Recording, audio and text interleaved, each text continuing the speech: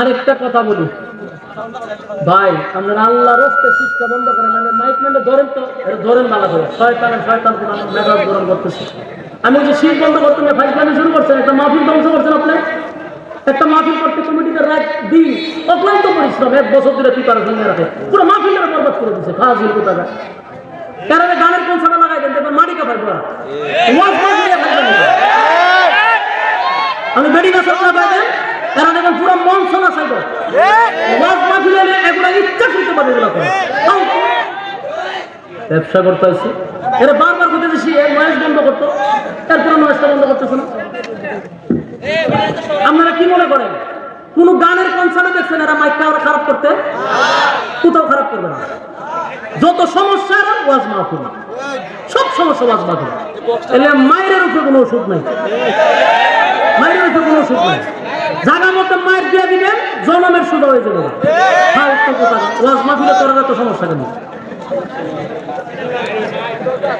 1 ঘন্টা ধরে একটা মাহফিল, একটা বছর লাগে একটা মানুষের প্রিপারেশন নিয়ে করতে, পুরো মাহফিলটা এরা ধ্বংস করে দেয়। জনমের ফিরানি ফিরে নিয়ে দিলে 1 ঘন্টা ধরে বলতেছে আমার কথা শুনি না। হ্যাঁ, এটা ফু দেয়, ফু দিয়ে আমার বোঝা আওয়াজ হইতেছে। নয়েজ বন্ধ করার কথা কইছি, আয়া ফু দেয়। বসেন, পুরো মুখ নষ্ট করে দিছে মাহফিলটা। মাদ্রাসার ছাত্রদের দস্তারবন্দি উপলক্ষে মাহফিল, মেহেরবানি করে আমরা বসে যাই। বসেন, আমি আপনাদের সামনে সূরা কাহাফ এর একেবারে শেষ অংশটুকু আমি আপনাদের সামনে তেলাওয়াত করছি। এই সূরা কাহাফের শেষ অংশটুকু আপনাদের সামনে তেলাওয়াত করছি। এই আয়াতগুলিকে সামনে রেখে আপনাদের সামনে কিছু কথা উপস্থাপন করতে চাই। ধৈর্যের সাথে আপনারা কথাগুলি শ্রবণ করবেন ইনশাআল্লাহ। একটা কথাও যেন আমাদের কোরআনের বাহিরে না হয়, প্রতিটা কথা যেন কোরআন থেকে হয়। শুনতে রাজি আছি ইনশাআল্লাহ? কারা কারা শুনতে রাজি আছে হাত তুলে। ওই যে প্যান্ডেলের বাইরে যারা বসে রয়েছেন চেয়ারম্যান সাহেবরা হাত তুলছেন নি? মাশাআল্লাহ, খুব আরামে আছেন আপনারা। এই মাশাআল্লাহ, হাত তুলেন তুলেন ইনশাআল্লাহ। মুনাজাত পর্যন্ত ওয়াদা তো? যারা হাত তুলছেন মহা মুসিবতে আছেন। মুনাজাতের আগে যাওয়া যাবি নাই। ওয়াদা বরখেলাপ করাইলে মুনাফিকের কসরত উঠবেন, মুনাফিক হয়ে যাবেন। আমরা স্লোগান নিয়ে মুখেটা যায় রে, সবাই বলবেন মুনাফিক যায়। হ্যাঁ, জায়গা মতো বসেন। আমি যে আয়াতে কারিমা তেলাওয়াত করছি, এই আয়াতে আল্লাহ রাব্বুল আলামিন গোটা পৃথিবীর মানুষের কাছে 2টা শর্ত দিছে। কথা বলেন না, কথা বলেন। কোন শর্ত কটা? 2টা শর্ত দিছে। যদি এই 2 শর্ত কেউ মানে, আল্লাহ একটা সুসংবাদও দিছি। সুসংবাদটা আগে শুনি, তাহলে শর্তের উপরে আমাদের আকর্ষণ তৈরি হবে। সুসংবাদটা হইল কানাত লাহুম জান্নাতুল ফিরদাউসি নুজুলা। আল্লাহ বলেন জান্নাতের মধ্যে একটা ভিআইপি জান্নাত আছে, এটার নাম হইল জান্নাতুল ফেরদাউস। আল্লাহ বলতেছে এই ফেরদাউসের মেহমান আমি বানাবো। আপনারা লাগাতে সুবহানাল্লাহ আসেনি? হ্যাঁ, মাঝে মাঝে কয়ে আল্লাহ নিজে বলতেছে আমি জান্নাতুল ফিরদাউসের মেহমান বানাবো। তাহলে আল্লাহ হবে মেজবান, আমরা হব মেহমান। সুবহানাল্লাহ, কত বড় সুসংবাদ এটা! যাদের ভিতরে ইমানি জজবা আছে এরার কাছে শুধু এই কথাটার গুরুত্ব আছে যে আল্লাহ হবে মেহমান, মেজবান, আর আমাদেরকে বানাবে মেহমান। তবে 2টা গুণে গুণান্বিত হইলে, বলুন গুণ কয়টা? হ্যাঁ, একটা হলো ইন্নাল্লাযীনা আমানু, ঈমান আনতে হবে। প্রথম নম্বর শর্তটা কি? ঈমান আনতে। 2 নম্বর হলো ওয়া আমিলুস সালিহাত, নেক আমল করতে হবে। তাহলে ঈমান এবং নেক আমল এই 2টা লইয়া যদি কবরে যেতে পারেন, কানাত লাহুম জান্নাতুল ফিরদাউসি নুজুলা, আল্লাহ মেহমান বানায় দিবেন। এখন এই কথাটা শোনার পরে আমাদের কাছে খুব সহজ লাগতেছে। শর্ত তো মাত্র 2টা, ঈমান আর নেক আমল। ঈমান, নেক আমল, খুব সহজ না?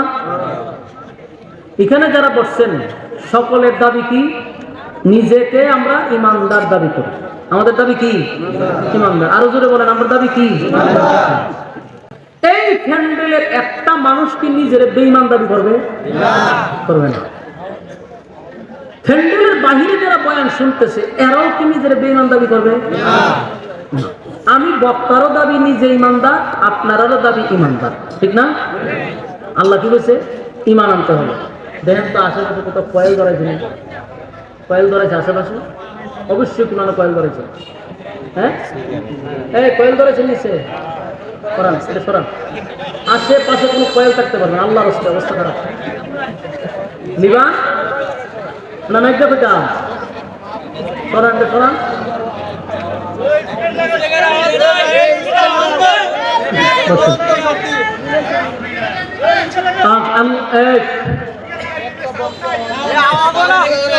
বন্ধ করে দিচ্ছে।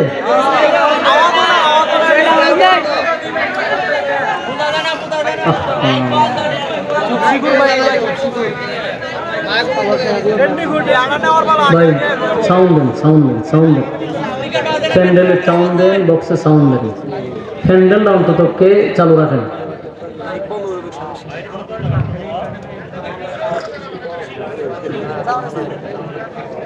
দুই গুণে গুণান্বিত যারা, সাউন্ড হচ্ছে বক্সে আসছে সাউন্ড, ঠিক আছে। আল্লাহ বলেন দুই গুণে গুণান্বিত যারা আমি তাদেরকে সর্বোচ্চ ভিআইপি জান্নাতটা দিব। সুবহানাল্লাহ। আমরা তো শুনছি, আমাদের কাছে খুব সহজ লাগতেছে। সহজটা কি? এত সহজ ইমান আর আমল। আমার কাছে তো ইমান আছে আর নেক আমল আমরা করি, তাহলে তো জান্নাতুল ফেরদৌস পাইয়া লইছি। সহজ না? আচ্ছা, এখন আমি আপনাদের প্রশ্ন করি, উত্তর দিয়েন। আপনারা এই মুরাদনগরে এমন বেনামাজি আসেনি যে ঈদের নামাজও পড়ে না? আছে? এরকম একটা বেনামাজির আপনি জিজ্ঞাসা করেন যে ভাই তুই তো আন্তর্জাতিক মানের একটা বেনামাজি, ঈদের নামাজও পড়স না, তোর ইমান আছে? দেখবেন এ বুক তাফা দিয়ে বলবো আমার ইমান আছে। বাস্তব না বাস্তব? ও নামাজ না পড়লে কি কিছু আমার ইমান কি আছে? আমার কথা কি বাস্তব না বাস্তব? আমি একবার এক মাজারে গেছিলাম। মাজারে গেছি বলতে মুখোশ টুকুশ লাগাইয়া, বেশি দিন আগে না, 2-3 বছর আগে একটা উরুষ চলতেছে। তা আমার মাহফিল এই রাস্তা দিয়ে আছে। তো কইলাম আর জীবন তো আমি ওয়াজ করি তার ব্যাপারে, তো নিজে দেখার দরকার না? মুখোশ লাগাইয়া এরপরে গেছি। গিয়া ঘুরতে ঘুরতে দিয়ে আটটা দিই 8-10 জনের একটা গ্রুপ আছে। এই গ্রুপটার হাতের মধ্যে শিকল মিকল বক্কর সকরিতে এক জায়গা বসে লাল শালো মালু লাগাইয়া আর ধুমসে ধোয়া টানতেছে, অন্ধকার হয়ে গেছে। আমি দাঁড়ালে দেখা দিচ্ছি খারিয়া দি মুখ শুদ্ধা হলুদ হয়ে গেছে, এমন টানা টানতেছে। একটার কাছে গেলাম, কিতা টানা, চোখ লাল করেছে। মানে প্রশ্নটা যে করছি এটা খুব বিরক্ত হয়েছে। জিগান আমি ইমান আসিনি, এটি যে টানতাছে ইমান থাকবো নি, এতে লাভ দিয়া খারিয়া পারে না আমারে ধরে নিবে। আমার ইমান আছে না আছে তোমারে বোঝানো লাগবো? ইমান অবশ্যই আছে। আমি মুজ দিয়ে অনু দিয়েছে না, মানে মুখ কত গাঞ্জা খাইলে কি আমার ইমান আছে। বেনামাজির পক্ষে বলা নামাজ না পড়লে কি ইমান আছে। জেনা করে কত জেনা করলে কি আমার ইমান আছে। সুদপুরে জিগায় যে তোর ইমান আছে, বলো আমার ইমান আছে। বাস্তব কঠিন অবস্থা। সুদে যারা টাকা লাগায় এমন ফাটে আপনার গ্রাম আসেনি, জিগায় যে তোর ইমান আসেনি। সে নিজের বেঈমান দাবি করবো, তবে আমার ইমান আছে। তাহলে দাবির বেলায় সবার একটাই কথা, আমরা ইমান আছে। দাবির বেলা সবার একটাই কথা, আমাদের ইমান আছে। কিন্তু যদি ইমানের থার্মোমিটার থাকতো, ইমান মাফার যদি মেশিন থাকতো, তাহলে ধরা পড়তো নি? কথা কেনা ধরা পড়তো। জ্বর মাফার একটা মেশিন আছে, এটার নাম হলো থার্মোমিটার। জ্বর দেখা যায় না, ছোঁয়া যায় না, কিন্তু বগলের নিচে কতক্ষণ রাখিয়া ঠান্ডা বাইর করলো 160। হ্যাঁ, এটা নাম হলো থার্মোমিটার। আল্লাহ যদি খালি ইমান মাফার মেশিনটা ফাটাইতো, তাইলে বক্তা আমি আইসি ওয়াজ করার লেগে, তখন বলে হুজুর ওয়াজ করবেন পরে, আগে বগলের নিচে একটু আল দিতেন। দিলাম হইলে আলগি ঢুকাই দিলে থার্মোমিটার। ততক্ষণ পরে বলতে হুজুর ইমান তো 0, আপনি কি ওয়াজ করবেন না ইমান বেজ্জিত হয়ে যাইবেন? বক্তায় দৌড় রূপে থাকতো, ঠিক নেই?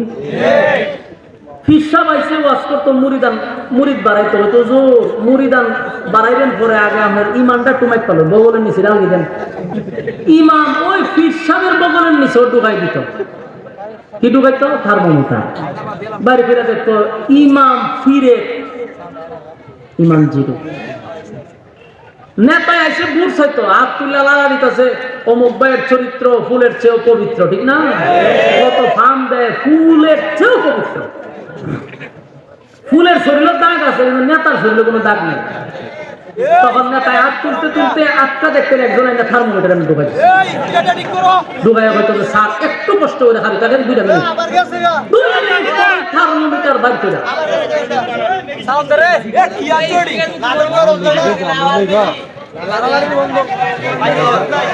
ওয়াজ করতে মাঝি সাথে সার্কাস করতে মাঝি বাইরে আল্লাহ রস্তে সাউন্ডটা ঠিক করেন সাউন্ডটা ঠিক করেন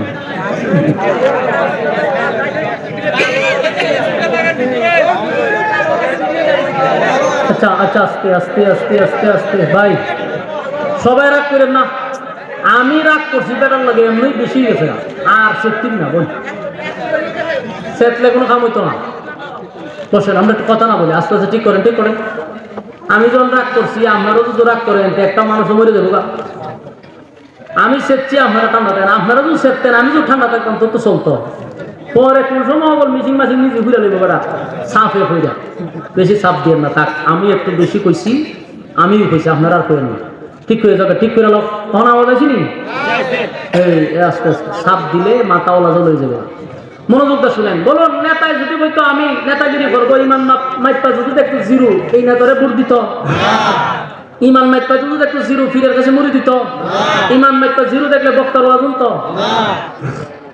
আল্লাহ আমাদের প্রতি কত দয়া করছে এই মেশিন বাইর করছে না মানে আমরা ইজ্জতের হেফাজত করছে যদি আমরা আকাম প্রকাশ করতো আল্লাহ তাইলে আমরা বাপ হইয়া সন্তানের সামনে মুখ দেখাইতে পারতাম না স্ত্রী স্বামীর সামনে মুখ দেখাইতে পারতো না স্বামী তার স্ত্রীর সামনে দাঁড়াইতে পারতো না নেতা তার সমাজের মানুষের সামনে দাঁড়াইতে পারতো না আল্লাহ আমাদের কত ইজ্জত আর সম্মান আমাদেরকে স্নেহের চাদর দিয়ে আল্লাহ ঘিরে রাখছে এটাতে আল্লাহ বুঝাইলো বান্দা নিজে নিজে শুধরায়া যা নিজে নিজে শুধরায়া যা আমি প্রকাশ করি তবে তোরা ইমানদার দাবি করছ ইমানদার দাবি করলে চলবে না ইমান আনতে হবে ওই মানুষদের মতো ওই মানুষ কারা আল্লাহ কোরআনে বলেন আমিনু কামা আমানান নাস আমিনু কামা আমানান নাস ওই মানুষদের মতো ঈমান আনো যারা ঈমান আনছে ঈমানের পরীক্ষা দিছে এই আমিনু কামা আমানান নাসের ব্যাখ্যা হতে পারে সাহাবায়ে কেরাম সাহাবায়ে কেরামদেরকে রব্বে কারীম বুঝাইছেন আমিনু কামা আমানান নাস কারণ তারা ঈমানের পরীক্ষা দিয়া উত্তীর্ণ হইছে দুনিয়ায় থাকতেই জান্নাতের সার্টিফিকেট পাইছে সুবহানাল্লাহ আমার যুবক ভাইরা শুধু নিজের ঈমানদার দাবি করি শুধু ঈমানদার দাবি করি নিজের ঈমানদার দাবি করলেই হবে না আমার মালিক কিন্তু দুনিয়ায় থার্মোমিটার না পাঠাইলেও মালিকের কাছে থার্মোমিটার আছে না নাই আল্লাহ বলেন আমিনু কামা আমানান নাস আমিনু কামা আমানান নাস ওই মানুষদের মতো ঈমান আনো যারা ঈমানের পরীক্ষা দিছে সাহাবায়ে কেরাম ঈমানের পরীক্ষায় উত্তীর্ণ হইছে এমন কি আমার আল্লাহ তাদের প্রতি এমন খুশি হইছে রে দুনিয়ায় থাকতেই তাদেরকে ঘোষণা দিছে তুমি জান্নাতি তুমি জান্নাতি তুমি জান্নাতি সুবহান আমিনু কামা আমানান নাস এর ব্যাখ্যা আব্দুল্লাহ বিন তামির হতে পারে আমিনু কামা আমানান নাস এর ব্যাখ্যা ফেরাউনের বউ আসিয়া হতে পারে আমিনু কামা আমানান নাস ফেরাউনের ঘরের দাসীও হতে পারে কারণ সবাই ঈমানের পরীক্ষায় উত্তীর্ণ আমরা নিজেরা নিজেরা ঈমানদার দাবি করি গো ঈমানদার দাবি করি কিন্তু আল্লাহ বলেন যারা ঈমানদার তাদের উপরে পরীক্ষা হবে বলুন কি হবে এই যুবক ভাইরা ঈমানের পরীক্ষা আসবে ঈমানের পরীক্ষা আসবে এতে কোনো সন্দেহ নাই আমাদের উপরে মুসিবত আসে না কারণ বুঝতে হবে আমরা ক্লাসের ছাত্র না আমার কথার মর্ম কি বুঝছেন বুঝেন নাই আবারও বলছি পরীক্ষা কাদের হয়? যারা ক্লাসের ছাত্র। কথা হয় না? যে ক্লাসের ছাত্র তার পরীক্ষা নেয়। আমরা যে নিজেরা ইমানদার দাবি করি, আল্লাহর আদালতে আমরা সেই ক্লাসের ছাত্রই না, এজন্য আমাদের পরীক্ষা আসে না। ইমানদারের উপরে যুগের পর যুগ পরীক্ষা আসছে এবং ইমানের পরীক্ষায় তারা ফার্স্ট ডিভিশনে পাস করছে। আর আমাদের উপরে কেন পরীক্ষা আসবে? আমরা তো ক্লাসের ছাত্রই না, কারণ 5 টাকার রং স্যার কাছে আমাদের ইমান বিক্রি হয়। একটা চা খাওয়ার ইমান কিনা যায়? এই জাতির কি সাবক দিয়া বাইরানির দরকার আছে, আগুন দিয়া পুরানোর দরকার আছে, বুকে পাথর রাখার দরকার আছে? না না, 5 টাকার রং স্যার কাছে যার ইমান বিক্রি হয় তারে পরীক্ষা নেওয়ার দরকার নাই, সে তো ক্লাসের ছাত্রই না। আমার যুবক ভাইরা, যারা পরীক্ষায় পাস করবে, কানাত লাহুম জান্নাতুল ফিরদাউসি নুজুলা, তাদের জন্য জান্নাতুল ফিরদাউস। তাই পরীক্ষা নিবে রে, পরীক্ষা দিতে হবে, ইমানের পরীক্ষা, ইমানের পরীক্ষা। আমার যুবক ভাইরা, আমিনু কামা আমানান নাস, ওই মানুষদের মতো ইমান আনো যারা ইমানের পরীক্ষা দিচ্ছে। সাহাবায়ে কেরামদের বুকের উপরে পাথর রাখছে, জিহ্বার মধ্যে পেরাক মারছে আল্লাহ আল্লাহ বলার অপরাধে। কেন আল্লাহ আল্লাহ বলল? এই জন্য তাদের জিহ্বা টান দিয়া পেরাক মারছে, কিন্তু একটা মুহূর্তের জন্য মালিকের নাম ডাকা বন্ধ করে নাই। কত সাহাবীদেরকে গাছের সঙ্গে বেঁধে মার সামনে সন্তানকে উলঙ্গ করে মারছে, সন্তানের সামনে মারে, লজ্জাস্থানে বর্ষা মারছে, এরপরও ইমান দেয় নাই, জীবন দিয়া দিছে, ইমান দেয় নাই, ইমান দেয় নাই। এই জন্য আল্লাহ বলেন আমিনু কামা আমানান নাস, ওই মানুষদের মতো ইমান আনো। ওই মানুষ কানারে, তারাই তো সাহাবায়ে কেরাম। আমার যুবক ভাইরা, সাহাবীদের ইমান, এই জন্য বেশি বেশি বেশি করে সাহাবায়ে কেরামদের জীবনী পড়বেন, তাহলে ইমানি জজবা বাড়বে, ইমান শক্তিশালী হবে। সাহাবায়ে কেরাম জীবন দিয়া দিছে, সব দিতে প্রস্তুত, কিন্তু ইমান দিতে প্রস্তুত না। রোম রাজ্য তৎকালীন সময় ভারত মহাদেশের চেয়ে বড় ছিল। ভারত একটা মহাদেশ যত বড়, রোম রাজ্যটা ঠিক অত বড় ছিল। রোমের বাদশাহ, তার সবচেয়ে বেশি পাওয়ার ছিল।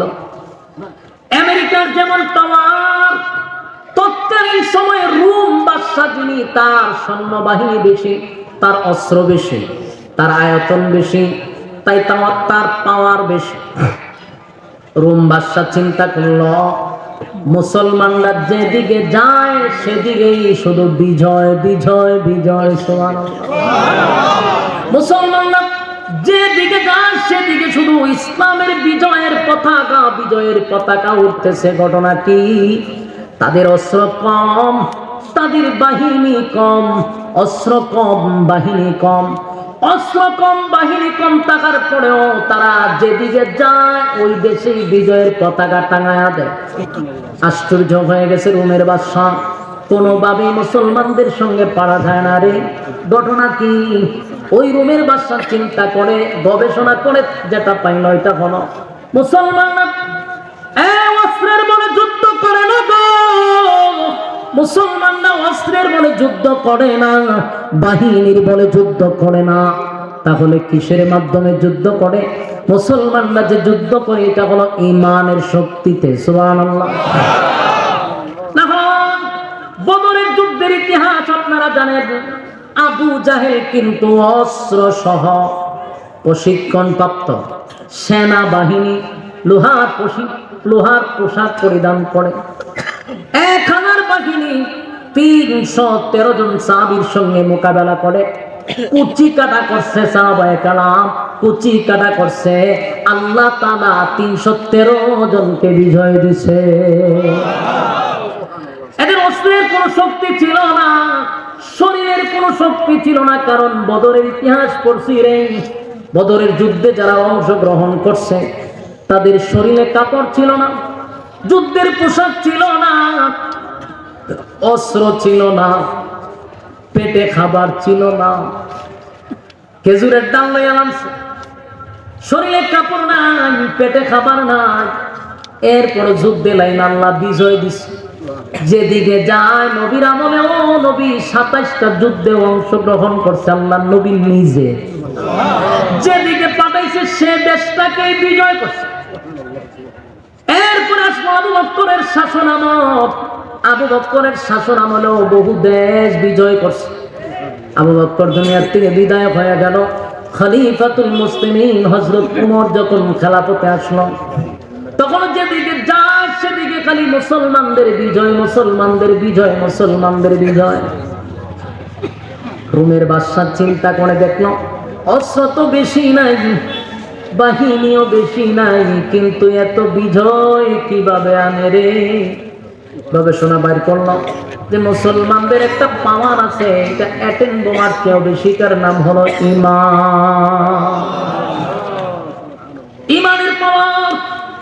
তাই রোমের বাদশা তার বাহিনীদেরকে ঘোষণা দিল, মুসলমানদের সঙ্গে তোমরা যুদ্ধ করবা, আমার কাছে একটা দলকে তোমরা জীবিত আমার কাছে নিয়ে আসবা, আমি মুসলমানদের ঈমানি পরীক্ষা করব। রোমের বাদশা সবচেয়ে চুপার পাওয়ার, তৎকালীন সময়ের সবচেয়ে পাওয়ারফুল বাদশা হলো রোমের বাদশা। বলল মুসলমানদের ঈমানি পরীক্ষা করব। যুদ্ধ শুরু হয়ে গেল। হযরত ওমর রাদিয়াল্লাহু তাআলা পাঠাইলেন মুসলমানের একটা গ্রুপ ওই রোমের বাদশার বাহিনীর কাছে আটকা পড়ে গেছে। বাহিনীরা মুসলমানদেরকে গ্রেফতার করে জীবিত অবস্থায় বাদশার সামনে দাঁড় করাইল। বাদশা বলল সবগুলারে লকাবের ভিতরে ঢোকাও, আগামীকালকে কথা বলবো। সবগুলারে লকাবে ঢোকাইল। পরের দিন বাদশা একটা চেয়ারে বসা অনুমতি দিল, মুসলমানদের যে গ্রুপটা তোমরা বন্দী করে রাখছো সবগুলারে আমার সামনে নিয়ে আসো।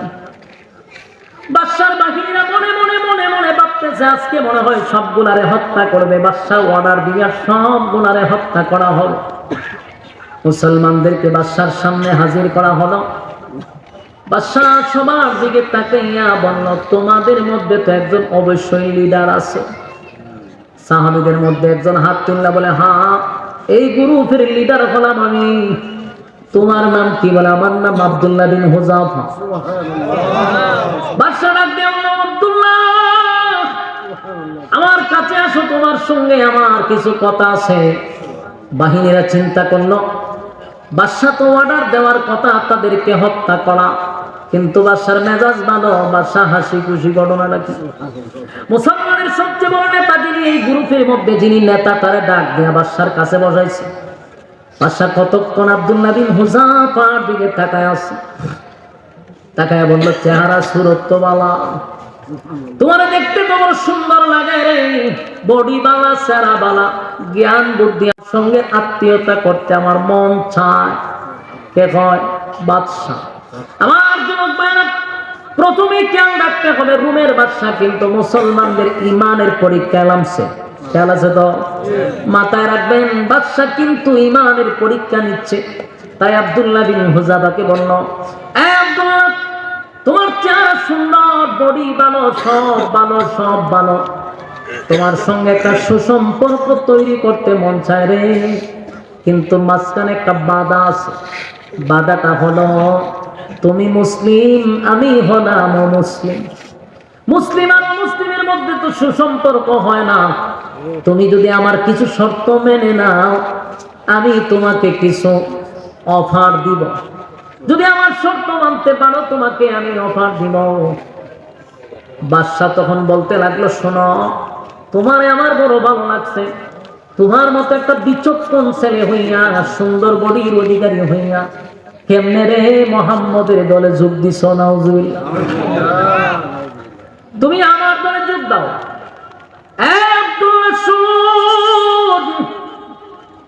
এই রাজ্যের বাদশা হলাম আমি। আমার একটা কন্যা সন্তান আছে, আমার কোনো ছেলে নাই, আমার একটা কন্যা সন্তান আছে।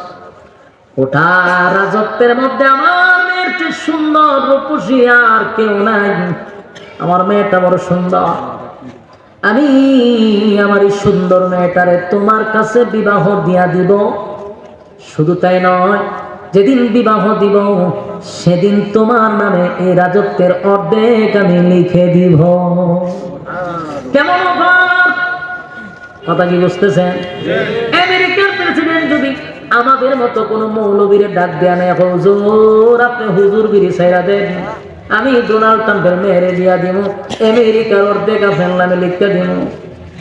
হুজুরের আমাদের ইমান আর থাকবে কিনা সন্দেহ আছে, কথা বলেন না? কারণ আমাদের মধ্যে বহু হুজুর আছে রে ইমানের জন্য একটা শেয়ারের জন্য ইমান বিক্রি করে, শেয়ার পাওয়ার জন্য ইমান বিক্রি করতেছে। এটা আমার মধ্যে আছে, আপনার মধ্যে আছে। এই জন্য আমার বিশ্বাস খুব কম। আল্লাহ যদি কাউরে ইমানের শক্তি দেয় ওই বান্দার দ্বারাই সম্ভব, আর না হয় উপায় নাই। শেয়ারের কথা আমরা বিক্রি হয়েছে, আমি গ্যারান্টি কেমন দিব? ফতোয়া তো অনেক দিবা, ফতোয়ার অভাব নাই। হয়তো আগে রাজত্ব না অর্ধেক খেয়াবে, মাইয়ারা বিয়া করে দেবো, এবার মাইয়ারা মুসলমান বানাবো আর রাজত্ব অর্ধেক মুসলমান বানাইলাম। কি সুন্দর ফতোয়া দিত। আগে যদি হাসিল না করি তাহলে কি আর আমি মানুষ মুসলমান মানে করো? আগে আমার বেঈমানি দিব, এরপর আবার মুসলমান দিব, ফতোয়া মেরে দিলে ঠিক নেই। কিন্তু নবীর সাহাবী মাথা রাখবেন, নবীর সাহাবীদের ব্যাপারে আল্লাহ বলেন আমিনু কামা আমানান নাস, ওই মানুষদের মতো ঈমান আনো। ওই মানুষ বলতে তাফসীর কারকরা বলেন অবশ্যই সাহাবায়ে কেরাম বোঝাইছে। তাদের ঈমান আব্দুল্লাহ বিন হুযাফাকে এমন ভাবে আকর্ষণ করলো, এতগুলা অফার দিতে লাগলো। ইল্লা মাশাআল্লাহ, সবাই যে ঈমানের কাছে বেঈমানদের কাছে বিক্রি হবে এমনটা না। আমাদের বাংলাদেশেও এমন মুজাহিদ ছিল টাকার কাছে বিক্রি হয় নাই, যেমন বাবনগরী রহমতুল্লাহ আলাইহি।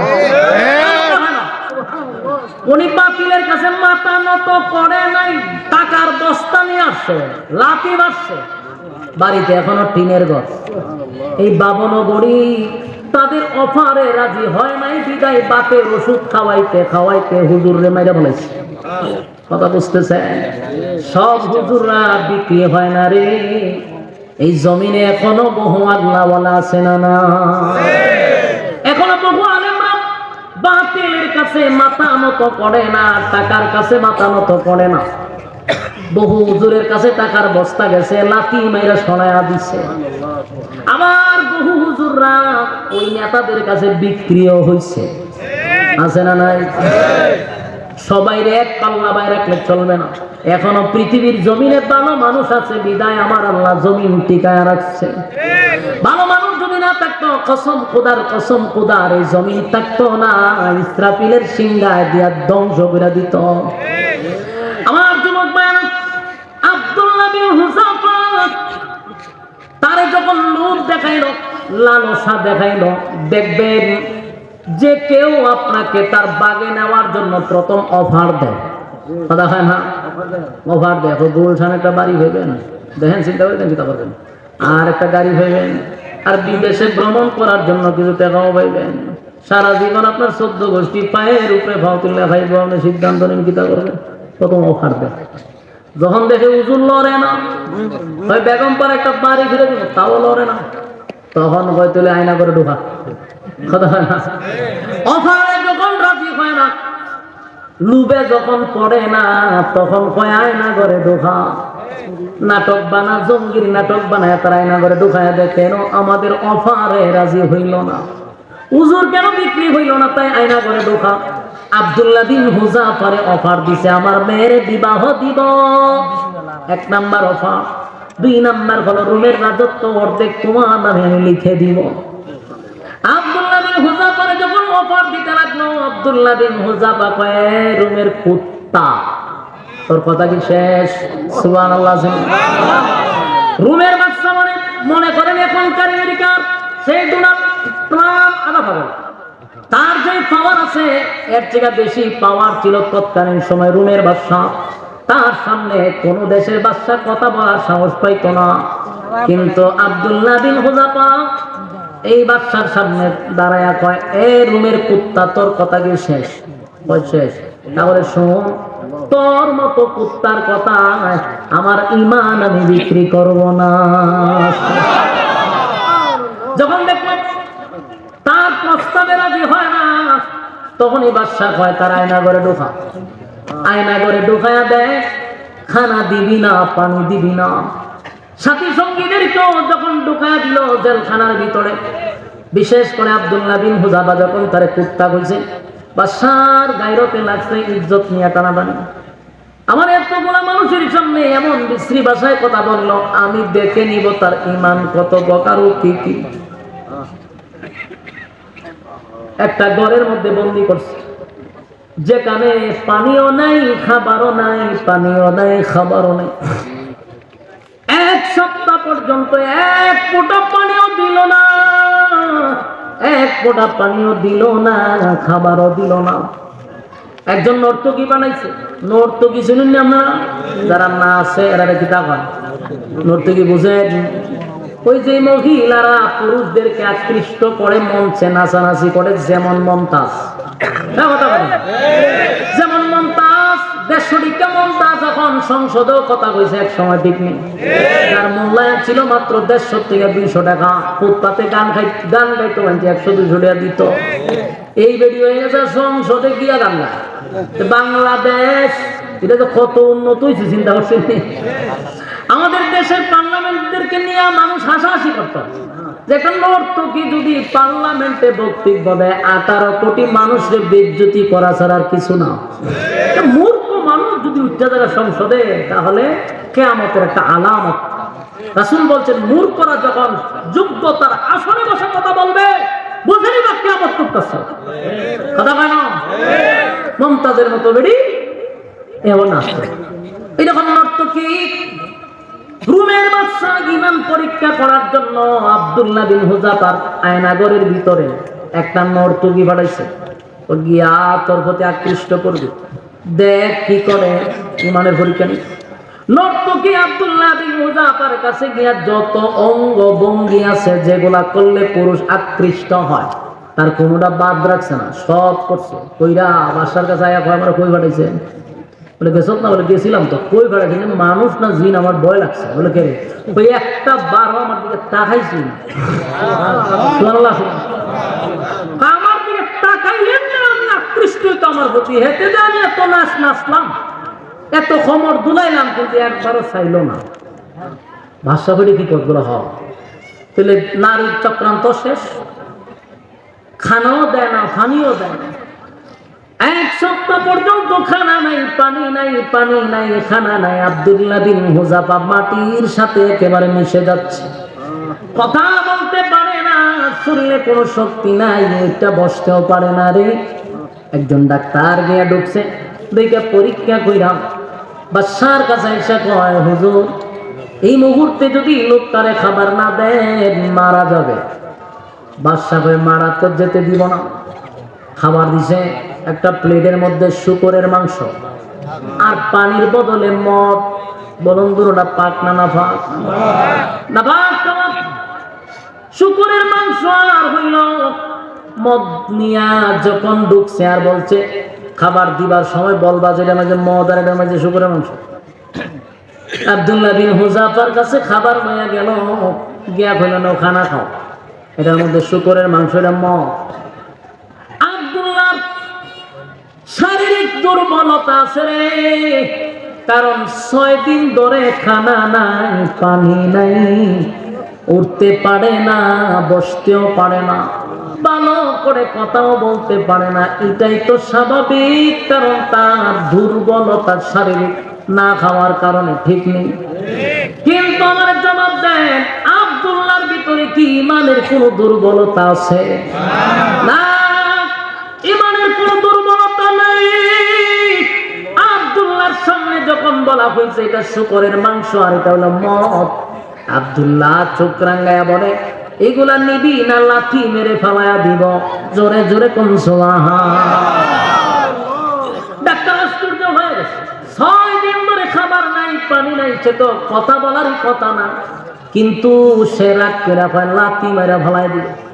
দেয়া হয় বাদশাহ, এটা এমন লোক শরীরে শক্তি নাই, ওইটা দাঁড়াইতে পারে না, বসতে পারে না, কিন্তু এই নাপাক খাবারের কথা বলার সাথে সাথে লাথি মেরে ফালায়া দিব। বাদশা কয়, সব গুলারে আমার কাছে দইরা নিয়ে আয়। এবার বাদশার সামনে যখন সব গোলারে আবার নিয়ে আসছে, আব্দুল্লাহ বিন হুযাফা হাঁটতে পারে না, দাঁড়াইতে পারে না। দুইজন মানুষের কাঁধে বর করে আব্দুল্লাহকে নিয়ে আসলো। বাদশার সামনে দুইজন মানুষের কাঁধে ক্লান্ত শরীর নিয়ে দাঁড়ায় আছে। বাদশা কতক্ষণ তাকায়া দেখে পেটে আর পিড়ে লেগে গেছে রে, শরীরের মধ্যে কিচ্ছু নাই, কঙ্কাল হয়ে গেছে। বাদশা ডাক দিয়ে বলে, আব্দুল্লাহ, এত বড় একটা অফার দিলাম রে, মানলি না। এবার তোর সামনে তোর সাথী সঙ্গীদেরকে আমি দরে দরে দরে দরে আগুনে জ্বালাবো, পোড়াবো, তোরেও আগুনে জ্বালাবো, পোড়াবো। এখনো সময় আছে, আমার অফার তুই মাইনা নে। আব্দুল্লাহ কথা বলতে পারে না। এরপরেও ডাক দেয়া হয়, এ রুমের বাদশা কুত্তা, ভালো করে শুন, আমরা একে একে আল্লাহর জন্য জীবন দিব, কিন্তু তোর মতো কুকুরের কাছে ঈমান দিব না। বাদশার মেজাজ গরম হয়ে গেছে। বাদশা কয়, তাড়াতাড়ি তেল গরম কর, বড় একটা ডেকচির মধ্যে তেল গরম কর। বিশাল ডেকচির মধ্যে তেল গরম করা শুরু করলো। তেল যখন গরম করা শুরু করছে, বলো অনেক তো বড় ডেকচির মধ্যে তেল গরম করার উদ্দেশ্য হলো মানুষদেরকে তেলের মধ্যে ছাড়া হবে। নাউজুবিল্লাহ। কথা বললাম। তেল গরম করছে। ওইরা আপনারা মাছ যেইভাবে বাজি করেন, আগে কিন্তু তেলটা গরম করে এরপরে মাছটা ছাড়ে। তেল গরম করার পরে আব্দুল্লাহর কথা শুই না মেজাজটা বাদশার গরম হয়ে গেছে রে। সাথী সঙ্গীদের মধ্যে একজনের তাফা দিয়া দুইটা তেলের মধ্যে ছেড়ে দিচ্ছে।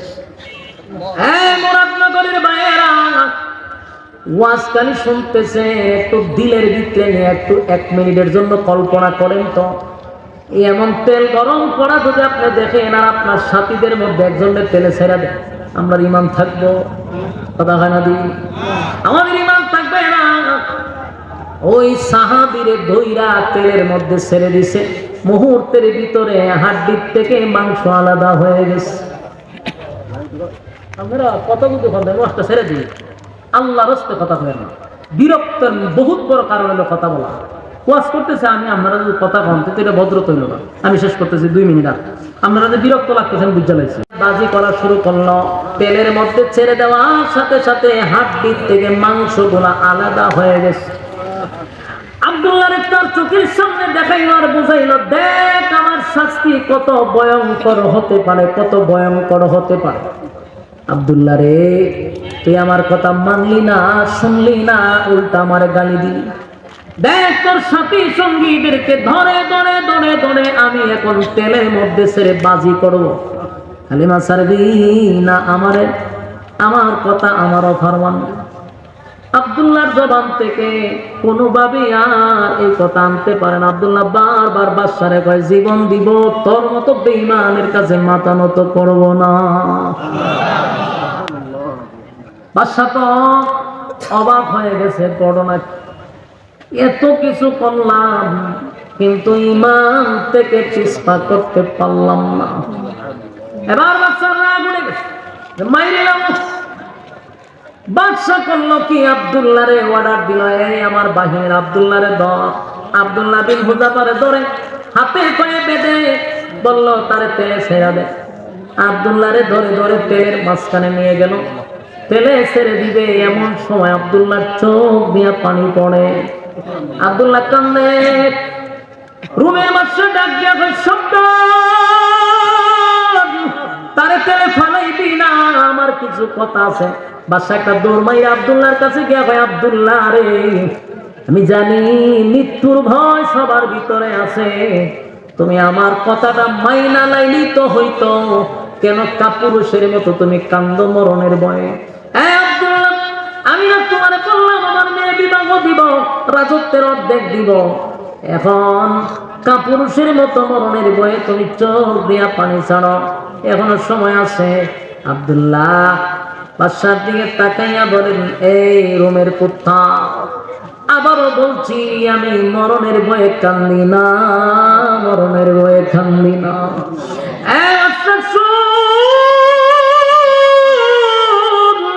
আমার কান্নার কারণ হলো আমার অল্প আমার বয়স বেশি না, কালেমা পড়ছি বেশি দিনও হয় না।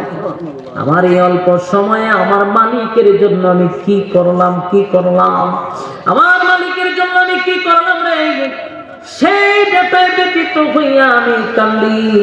আমি যদি এখন তেলে জাপ দিই, আমি শাহাদাত বরণ করলাম, আমার মালিক যদি আবার জীবিত করত, আবার আল্লাহর রাস্তায় জীবন দিতাম, আবার জীবিত করত, আবার জীবন দিতাম, এইভাবে আমার মালিক যদি 100 বার জীবন দিত, 100 বার আল্লাহর রাস্তায় শাহাদাত বরণ করতাম, মোটামুটি আমার একটু আফসোস পুরা হইতো। কিন্তু আমি কান্দি, আমি যে আর জীবিত হইয়া আবার মরতে পারবো না, আমি যে আর আল্লাহর রাস্তায় জীবন দিতে পারবো না, এই ব্যাপারে ব্যতীত হইয়া কান্দি। মরণের ভয়ে কান্দি না, মরণের ভয়ে কান্দি না, মরণের ভয়ে কান্দি না। মুসলমান কোনদিন মরণের ভয়ে কাঁদতে পারে না।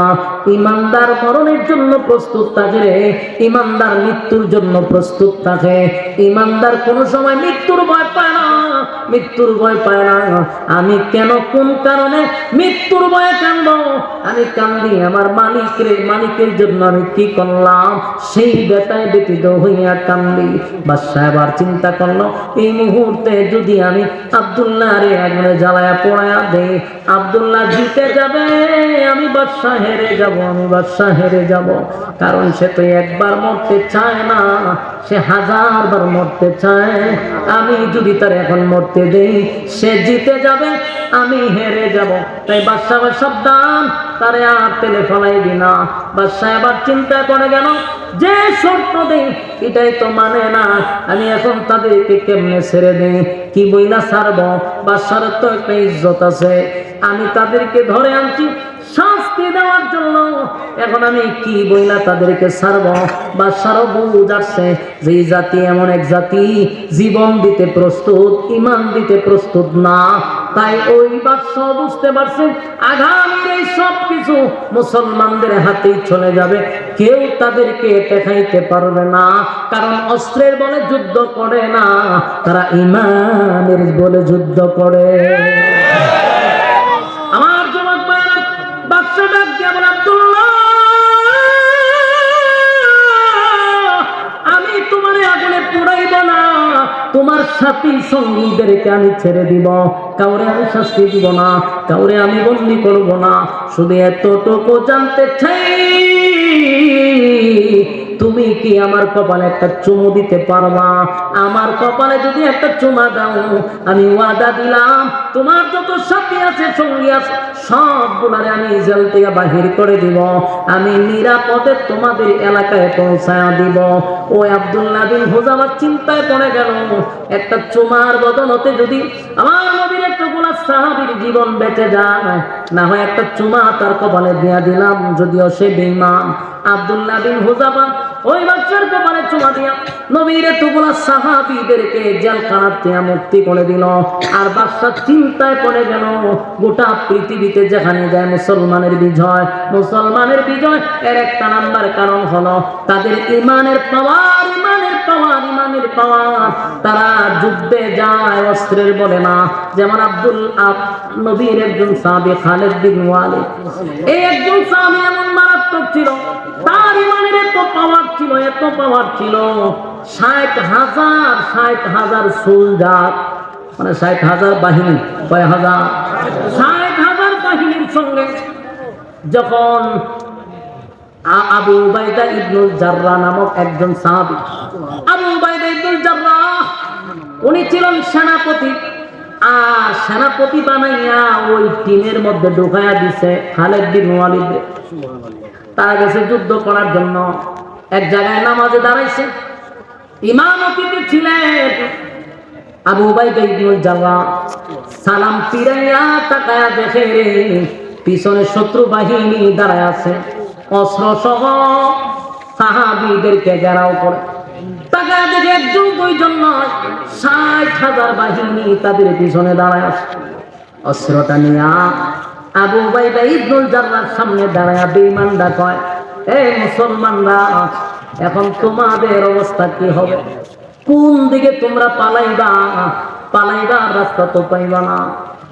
টিটকারি মস্কারি করতে লাগলো। কারণ তখন নামাজে ছিল মাত্র 60 জন, মাত্র 60 জন দাঁড়ায়া ছিল নামাজে, আর পিছনে ছিল 60,000 বেঈমান। আর মুসলমানরা মাত্র 60 জন দাঁড়াইয়া নামাজ পড়তেছিল। আবু উবাইদা ইবনুল জাররাহকে টিটকারি মস্কারি করে যখন বক্তব্য দেওয়া শুরু করলো, আবু উবাইদা ইবনুল জাররাহ পিছনের দিকে তাকাইয়া নবীর সাহাবীদেরকে উদ্দেশ্য করে বলে, হে পারবা এই 60,000-কে একটা দৌড়ানি দিতা? একজন সাহাবী হাত তুলতে, আমি পারবো। আবু উবাইদা ইবনুল জাররাহ বলেন, বসো। আরেকজন দাঁড়ায় বলে, হুজুর আমি পারবো। আবু উবাইদা ইবনুল জাররাহ, তুমিও বসো। তৃতীয় নাম্বার একজন হাত তুলছে, আবু উবাইদা ইবনুল জাররাহ, তুমিও বসো। চতুর্থ সময়ে একজন হাত বাড়াইছে বলে, আবু উবাইদা ইবনুল জাররাহ বলে, আমি এতক্ষণ ধরে ভাবছিলাম আপনি কেন হাত তুলতেছেন না, আপনার অপেক্ষায় ছিলাম। যিনি চতুর্থ নম্বরে হাত তুলছেন উনি খালিদ বিন ওয়ালিদ। সুবহানাল্লাহ। আবু উবাইদা ইবনুল জাররাহ বলেন, আপনি কি 60,000-এর দৌড়ানি দিতে পারবেন? বলে, অবশ্যই আমি 60,000-এর দৌড়াবো। আবু উবাইদা ইবনুল জাররাহ বলেন, আপনি তো গায়ের জোরে বলছেন, আমার লজিক দেন, কিসের ভিত্তিতে আপনি 60,000-এর সঙ্গে যুদ্ধ করবেন? কিসের বলে, কিসের পাওয়ারে আমারে বুঝান। আবু উবাইদা ইবনুল জাররাহর সঙ্গে ওই সাহাবী খালিদ বিন ওয়ালিদ বলেন, আমি আমার নবীর একটা কথা শুনছি, আল্লাহর নবী বলছে যারা বেঈমান, যাদের ঈমান নাই তারা মুর্দা। বলেন, যারা ঈমান নাই তারা কি? যারা ঈমান নাই, যাদের ঈমান নাই তারা মুর্দা, যাদের ঈমান আছে এরা জিন্দা। তাই আমার দিলের সাক্ষী দেয়, মুর্দা যদি কয়েক লক্ষ থাকে, আমি খালিদ বিন ওয়ালিদ তো একা জিন্দা। আমি যেহেতু জিন্দা, 5 লক্ষ যদি 10 লক্ষ যদি মুর্দা বেঈমান থাকে, আমার কোনো অসুবিধা নাই। জোরে জোরে কোন সুবহান। আরেকটা আয়াত বলছেন, ওয়ালা তাহিনু ওয়ালা তাহজানু ওয়া আনতুমুল আ'লাউনা ইন কুনতুম মুমিনিন। আমি তোমাদেরকে সাহায্য করব, তোমাদেরই বিজয় আসবে যদি তোমরা মুমিন হও। তাহলে আমি মুমিন, আল্লাহ আমাদের সঙ্গে আছে। জোরে জোরে কোন সুবহান। খালিদ বিন ওয়ালিদ তরবারিটা হাতে নিয়ে আল্লাহু আকবারের ধ্বনি দিয়া 60,000 সোলজারের ভিতরে উনি একা তরবারি নিয়ে দৌড় মারছে। যে মাত্র 60,000-এর ভিতরে আল্লাহু আকবারের ধ্বনি দিয়া ঢুকছে, কসম খোদার, কসম খোদা, বেঈমানটা কয় যে যেখানে পারে সেখানে পালাইতে শুরু করছে। আর কয়েকশোর জায়গাতে উনি এইভাবে কুচি কাটা করে করে করে করে সামনের দিকে যায়। আর বেঈমানটা টাসা মারা শুরু করছে, কেউ উপরে কেউ পড়ে, কেউ দৌড়ে কেউ পালায়। একজন আরেকজনকে বলে, ঘটনা কি? 60,000 সোলজার বাহিনী, একজনের আল্লাহু আকবারের ধ্বনি শুনে পালাও কেন? বলে, পালাই না, আমরা আশ্চর্য হয়ে গেছি। খালিদ বিন ওয়ালিদ যখন 60,000 সোলজারের ভিতরে ঢুকছে, আর তরবারি যখন একটা আসমানের দিকে তুলে দেখলাম একটা উড়াইছে, আসমানটা শত শত শত শত তরবারি নিচের দিকে নামে।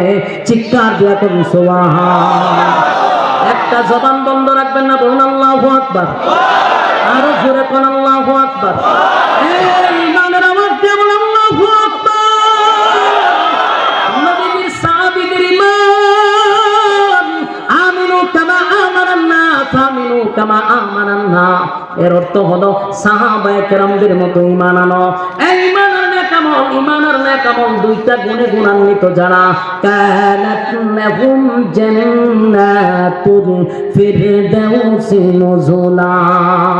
এক নাম্বার হলো ঈমান, দুই নাম্বার হলো নেকামল। এক নাম্বার ঈমান, দুই নাম্বার হলো নেকামল। ওয়া আমিলুস সালিহাত, তোমরা নেকামল করো, নেকামল করো। নেকামল কোনটা রে? এই যে আপনারা এখানে বসছেন,